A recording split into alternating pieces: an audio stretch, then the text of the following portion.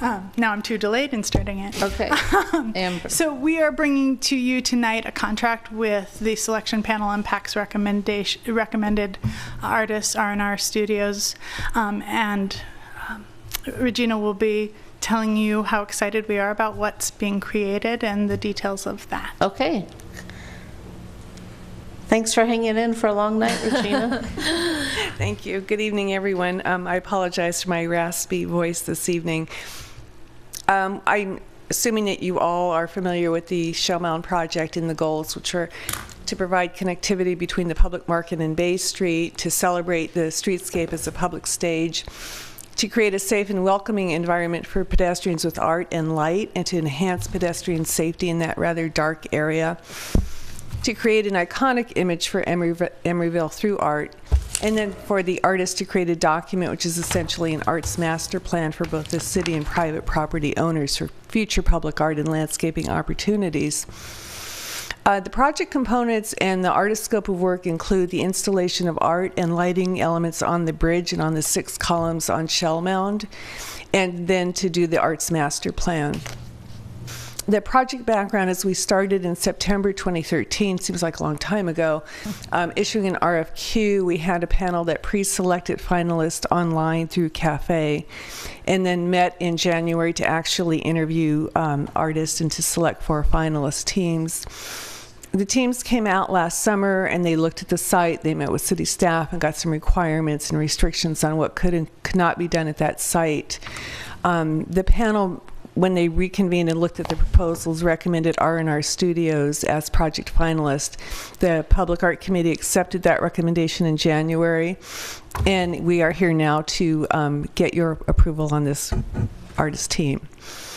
So the team is R&R Studios. It's a husband and wife team of Roberto Bejar and Rosario Marquardt. They are based out of Miami. They are artists and architects. They've done public art installations all over the world and had a lot of exhibitions of their artwork. This is obviously looking at the work going northwards.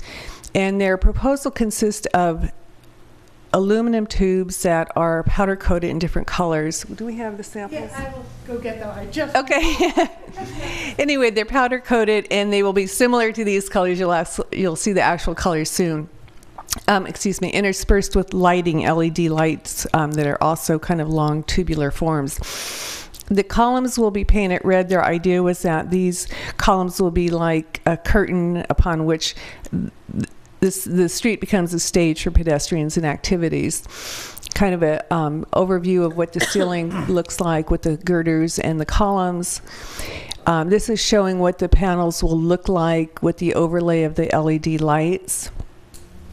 Their proposal is to use, we were restricted as to what any artist could do with installing the work because there's rebar like an inch into the concrete. So they are proposing using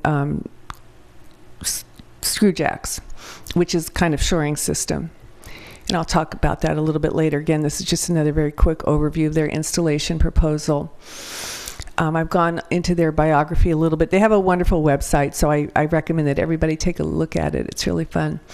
The Public Art Committee, when they looked at their work, asked the artists to do a lighting study to ensure that there's sufficient lighting both under the bridge and on the columns.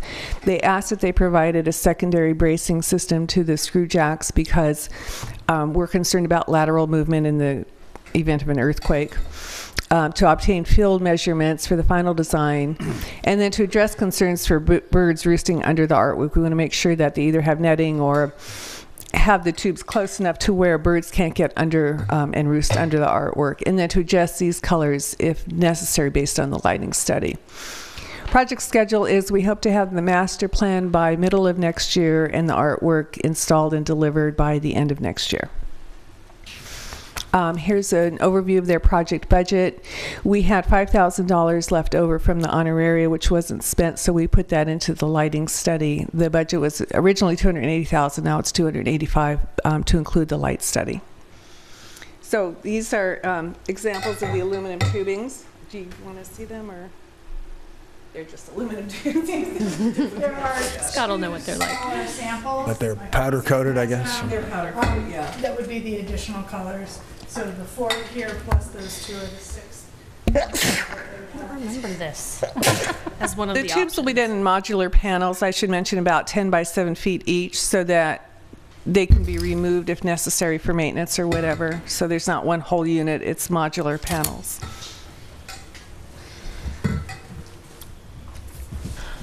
Can they be power washed from underneath? They can be. Dirty. Yeah.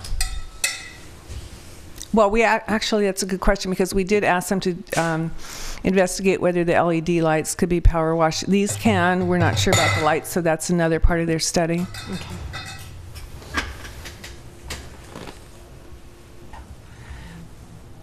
No questions? So it seems like the primary purpose is just to brighten the underpass.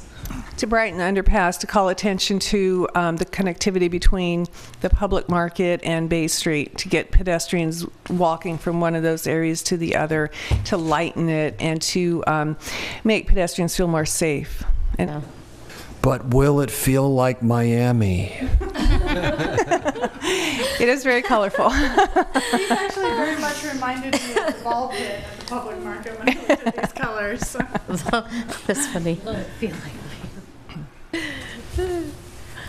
Okay.